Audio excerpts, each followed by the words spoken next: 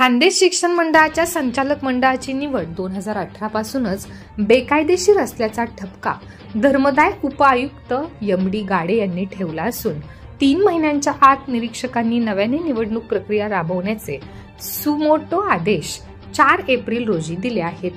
त्यामुळे मोठी खळबळ उडाली आहे। नवीन संचालक मंडळ निवडून येईपर्यंत विद्यमान संचालक मंडळ काळजीवाहू म्हणून काम करेल, तसेच आर्थिक आणि धोरणात्मक निर्णय घेताना पूर्व परवानगी घ्यावी असेही आदेशात म्हटले आहे।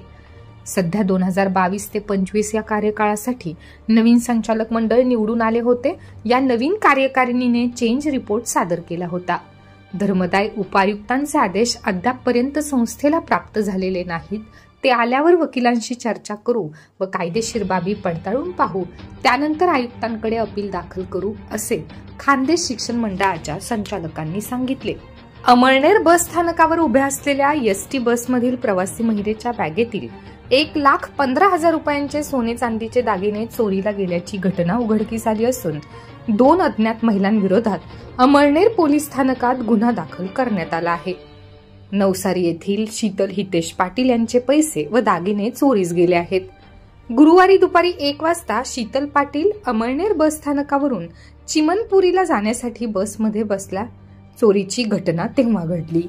अमळनेर पोलीस स्टेशनला 2 अज्ञात महिलांविरोधात गुन्हा दाखल करण्यात आला आहे। पुढील तपास पोलीस करीत आहेत।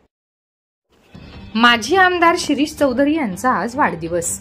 आमदार शिरीषदादा चौधरी मित्र परिवाराच्या वतीने आज त्यांचा वाढदिवस मोठ्या जल्लोषात साजरा करण्यात आला। वाढदिवसानिमित्त चौधरी यांच्या निवासस्थानाबाहेर कार्यकर्त्यांनी मोठी गर्दी केली होती। गावागावातून चौधरी यांचे कार्यकर्ते शुभेच्छा देण्यासाठी उपस्थित होते। निमित्त वाढदिवसाचे असले तरी माजी आमदार शिरीष चौधरी पुन्हा तालुक्याच्या राजकारणात सक्रिय झाल्याच्या चर्चांना उधाण आले आहे। अमळनेर तालुक्यात शिरीषदादांना मानणारा मोठा मतदार वर्ग असून लोकसभेच्या निवडणुकीत त्यांची भूमिका मोलाची ठरू शकते। कारण पंकज चौधरी यांचे मित्र करण पवार यांना उबाठा गटाची उमेदवारी मिळाल्याने शिरीषदादा यांचे देखील पवार यांच्याशी मैत्रीचे नाते आहे। त्यामुळे माजी आमदार शिरीष चौधरी आणि त्यांचा मित्र परिवार यांच्या भूमिकेकडे लक्ष लागले आहे।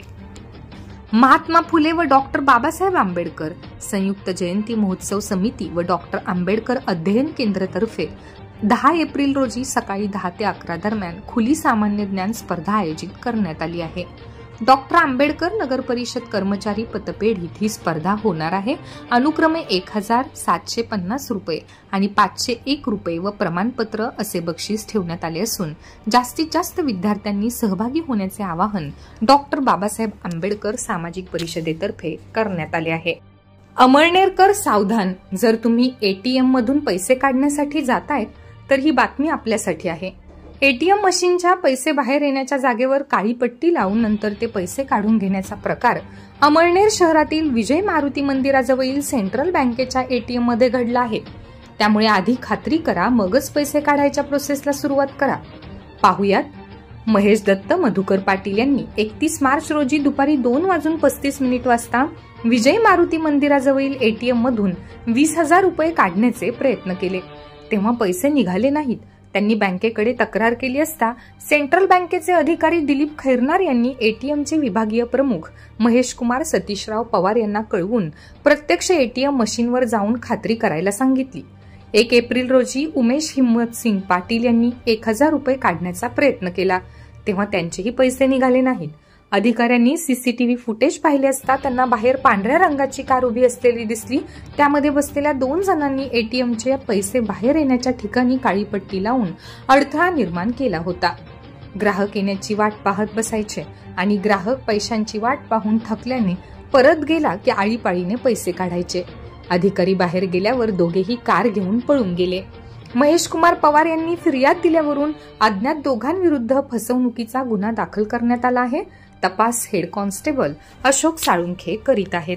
येत्या 11 एप्रिल रोजी महात्मा फुले आणि 14 एप्रिल डॉक्टर बाबासाहेब आंबेडकर जयंतीनिमित्त अभिवादन करण्यासाठी येणाऱ्या अनुयायांनी फुलहार, मेणबत्ती, पुष्पगुच्छ आणण्याऐवजी एक वही, एक पेन आणण्याचे आवाहन डॉक्टर बाबासाहेब आंबेडकर सामाजिक परिषदेतर्फे करण्यात आले आहे।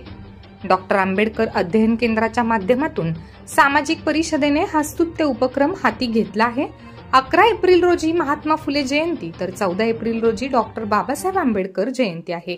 यावेळी शासकीय, निमशासकीय कार्यालयातील अधिकारी, शिक्षक, विद्यार्थी, पोलीस प्रशासन आदी क्षेत्रातील नागरिक अभिवादन करण्यासाठी मेणबत्ती, पुष्पगुच्छ, फुले, हार आदी प्रकारचा खर्च करीत असतात।